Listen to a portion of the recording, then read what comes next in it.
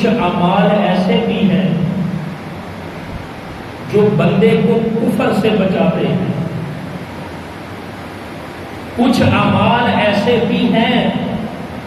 جو بندے کو مرتے دم تک ایمان پہ رکھتے ہیں، نہ صرف ایمان پہ رکھتے ہیں بلکہ ان اعمال حسنہ کی وجہ سے بندے کا جو خاتمہ ہے وہ بھی ایمان پر ہوتا ہے۔ کچھ اعمال حسنہ ایسے بھی ہیں، مثال کے طور پر نماز وہ عمل صالح ہے، وہ نیک عمل ہے جو اللہ کو بھی محبوب ہے اور اس کے پیارے محبوب کو بھی محبوب ہے۔ اور پھر نماز وہ عمل صالح ہے اگر بندہ اس کو اختیار کرتا ہے تو اللہ رب العزت اپنے بندے کے ایمان کی حفاظت کرتا ہے۔ دیکھیں نا، میرے آقا نے اسی لیے تو فرمایا نا کہ یہ جو نماز ہے یہ کفر کے درمیان اور ایمان کے درمیان یہ فرق کرنے والی چیز ہے۔ یہ فرق کس طرح ہوگا؟ جب بندہ اللہ کی بارگاہ میں جھکے گا، اپنی پیشانی کو سجدے کی لذت دے گا، تو وہ جو اللہ کی بارگاہ میں جھکا ہے نا، وہ عمل صالح اس بندے کو ایمان پر استقامت اور دوام عطا کرے گا۔ اس لیے میرے آقا نے فرمایا یہ نماز وہ عمل ہے جو کفر کے درمیان اور ایمان کے درمیان فرق کرنے والی ہے۔ اور پھر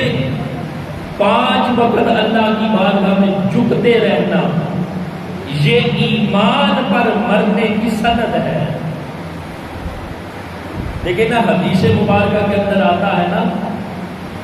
کہ بندہ جس طرح کی زندگی گزارتا ہے اسی حالت کے اندر اس کو موت آتی ہے، اور جس بندے کی زندگی اعمال حسنہ کرتے ہوئے گزر رہی ہے، جس بندے کی زندگی اچھے اعمال کرتے ہوئے گزر رہی ہو،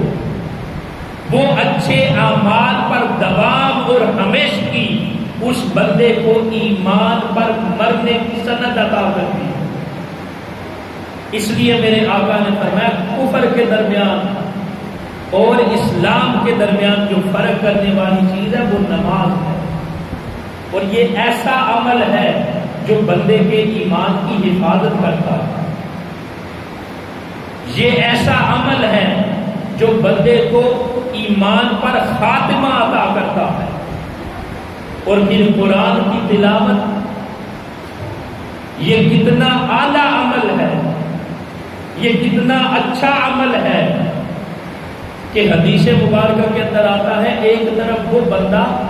جو قرآن کی تلاوت کرتا ہے اس کا وہ عمل بندے کو یہ سمجھنا چاہیے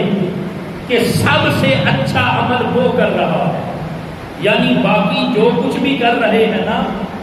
ایک طرف جو قرآن کی تلاوت کر رہا ہے اس کو یہ جان لینا چاہیے کہ اس کا یہ عمل سب سے اعلیٰ عمل ہے۔ یعنی ایک طرف وہ لوگ جو اللہ کی عبادت کرتے ہیں اور دوسری طرف بندہ قرآن کی تلاوت کرتا ہے، فرمایا قرآن کی تلاوت کرنے والا یہ سمجھے کہ یہ وہ عبادت کر رہا ہے جو سب سے افضل اور اعلیٰ ہے۔ تو دوستان محترم، جہاں پر اللہ نے ہمیں ایمان عطا کیا ہے، ایمان کی دولت عطا کی ہے، وہاں ایمان کے ساتھ ساتھ یہ ہمارا فرض بنتا ہے کہ ہم اپنی زندگی میں عمل صالح کو بھی داخل کریں۔